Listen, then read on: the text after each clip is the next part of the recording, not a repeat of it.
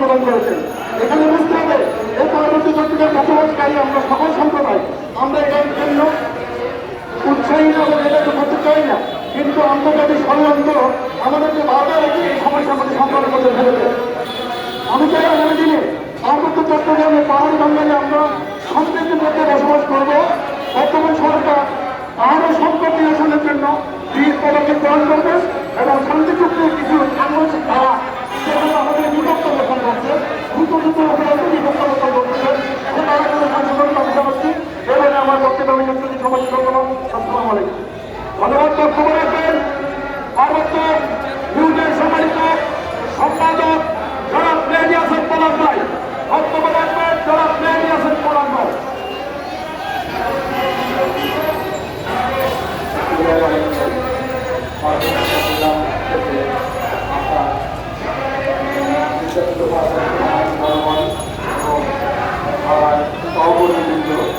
আমি আসলে আপনাদের বাড়ির লোক, এখানে দাঁড়া হয়েছে।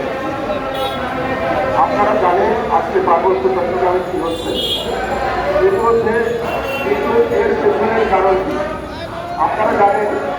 যখন জুলাই বিপ্লব হয়, সেই জুলাই বিপ্লবে যখন কোটা সংস্কারের যে আন্দোলন হয়, তখন সর্বোচ্চ আদালতের রায়ে কোটা 5% নড়িয়ে আনা হয়। তখন উপজাতিরা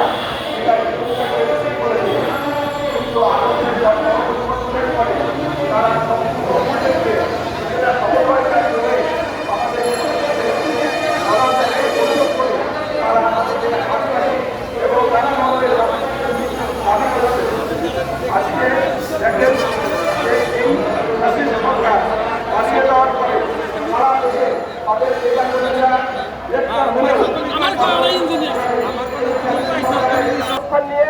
তারা তাদের অবৈধ টাকা দিয়ে তারা তাদের নিজেদেরকে রক্ষার জন্য তাদের বিদেশি প্রভুদের সহায়তায় তারা সেখানে প্রতিবিপ্লব করছে।